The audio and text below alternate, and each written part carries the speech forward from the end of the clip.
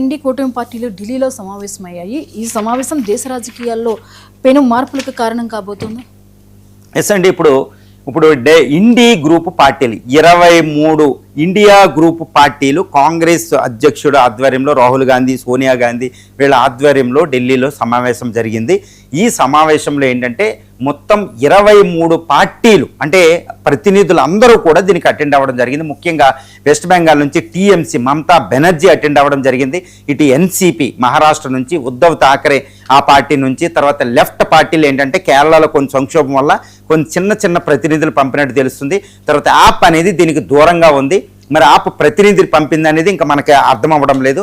తర్వాత TVK party విజయే దీనికి attend అవుతారనేది మనకు అర్థమైంది. కాకపోతే డిఎంకేని మేము పంపించామని లేకుండా ఇటు టీవీకేకి ఒక లో కేటగిరీ ప్రయారిటీ ఇస్తుంది. ఎందుకంటే ఒకవేళ డిఎంకే వచ్చేలా ఉంటే మాత్రం టీవీకేని ఈసారి ఇన్వైట్ చేయకపోవచ్చు అనుకున్నాం. కాకపోతే ఇప్పుడు డిఎంకే పార్టీకి రావడం లేదని తెలుస్తుంది. కాబట్టి టీవీకే నుంచే కొంతమంది ప్రతినిధులు దీనికి అటెండ్ అయ్యారని తెలుస్తుంది. ఈ విధంగా ఏంటంటే 23 పొలిటికల్ పార్టీలు దీనికి అటెండ్ అయినట్టు తెలుస్తుంది.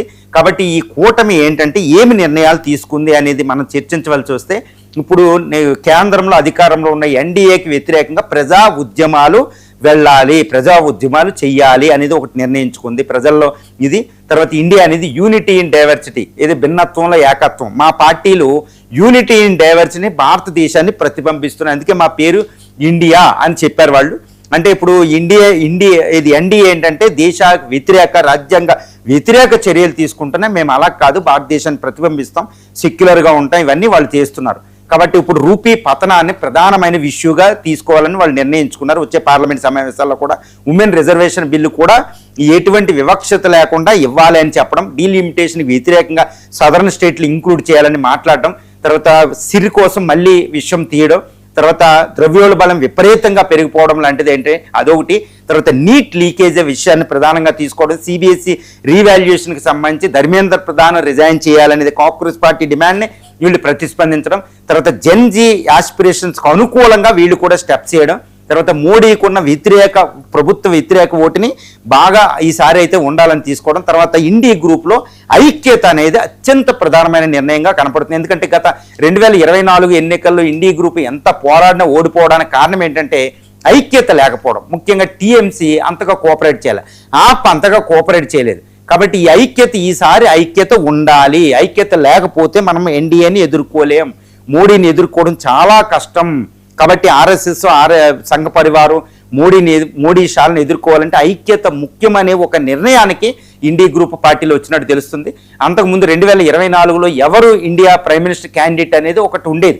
కాకపోతే ఇప్పుడు రాహుల్ గాంధీ అనేది ప్రకటించకపోయినా రాహుల్ సారథ్యంలో ఈ పొలిటికల్ పార్టీలు పనిచేస్తున్నాయని తెలుస్తుంది. ఎందుకంటే అస్తిత్వం అనే ఒక క్వశ్చన్ వచ్చింది. 2024కు ముందు టీఎంసీ చాలా స్ట్రాంగ్గా ఉంది, డిఎంకే చాలా స్ట్రాంగ్గా ఉంది, తర్వాత ఆప్ చాలా స్ట్రాంగ్గా ఉంది, ఎన్సీపీ కూడా స్ట్రాంగ్గా ఉంది. కానీ ఇప్పుడు ఏంటంటే మారిన పరిస్థితుల్లో సిపిఐఎం ఏంటంటే అస్తిత్వ పోరాటం.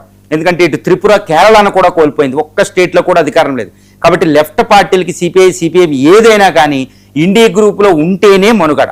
కాబట్టి అవి పార్టిసిపేట్ చేస్తున్నాయి. తర్వాత టీఎంసీ అధికారమే కోల్పోయింది, మొత్తం పార్టీ కూడా ఆపదలో ఉంది, అస్తిత్వం.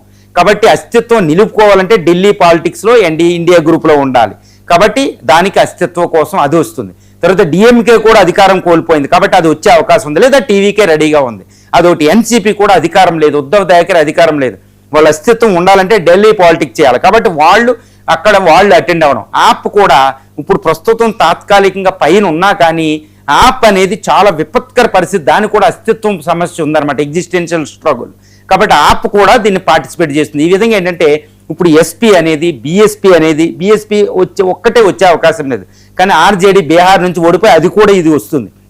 కాబట్టి అపోజిషన్ పార్టీలు 2 డజన్ అపోజిషన్ పార్టీలు అన్నీ కూడా ఒక ఐక్యతగా ఉంటేనే మోడీ షాల్ని ఎదుర్కోగలం, ఐక్యత ఉంటేనే ఇటు బీజేపీ ఆర్ఎస్ఎస్ ఐడియాలజీని ఎదుర్కోగలం, లేదా ఇది చాలా మళ్ళీ మోడీ షాలే అధికారంలోకి వస్తారు అనేది వాళ్ళు నిర్ణయించినట్టు తెలుస్తుంది. తర్వాత రెండోది ఏంటంటే ఈ 2029లో లోక్సభ ఎన్నికలు అనుకుంటున్నాం, కానీ బీజేపీ ఏంటంటే చాలా ఇప్పుడు మనలో ఐక్యత వచ్చే లోపే మనం ప్రజా ఉద్యమం ప్రజల్లోకి వెళ్ళి బీజేపీ ప్రభుత్వం మీద వ్యతిరేక భావాన్ని క్యాప్చర్ చేసే పరిస్థితిలోనే అది 2029 బదులే 2027లో లోక్సభ ఎన్నికలు పెట్టినా ఆశ్చర్యం లేదు. కాబట్టి మన చర్యలను చాలా ఎక్స్పెడైట్ చేసి చాలా వేగవంతం చేసి ప్రజల్లోకి వెళ్ళాలి. ఈ ఆర్థిక వ్యవస్థ సంక్షోభం, నీట్ లీకేజీలు, కరప్షను, తర్వాత అదాని ఈ విషయాలు, ఈ దేశం దౌత్య విధానం, ముఖ్యంగా ఫారిన్ పాలసీలో ఫెయిల్యూర్స్ ఇవన్నీ బయటికి తీసుకురావాలని నిర్ణయించింది. అంటే ఏంటి, దేశ రాజకీయాలు హీట్ ఎక్కాయి, పొలిటికల్ డైనమిక్స్ అన్ని చాలా డైనమిక్గా చాలా వేగవంతంగా మారుతున్నాయి అనేది మనకు అర్థమవుతుంది. ఇప్పుడు మోడీ షాలు కూడా హై అలర్ట్ అవ్వడం జరిగింది. వాళ్ళు కూడా వీళ్ళు చర్యలు, వీళ్ళలో ఒకప్పుడు ఏంటంటే వీళ్ళు ఐక్యతను దెబ్బతీశారు. మోడీ షాలు చాలా జాగ్రత్తగా చాలా తెలివిగా. కాకపోతే ఈసారి అలాంటి ఐక్యత దెబ్బతీసే అవకాశాలు మోడీ షాలకి ఇవ్వకూడదు అన్నట్టు ఇప్పుడు వీళ్ళు నిర్ణయం తీసుకున్నట్టు కూడా మనకు అర్థమవుతుంది. ఈసారి అయితే INDI group versus NDA group చాలా మంచి, అంటే ఒక ఎలక్టోరల్ లోక్సభలో చాలా పెద్ద ఎలక్షన్ పెద్ద కాంపిటీషన్ జరగబోతుంది.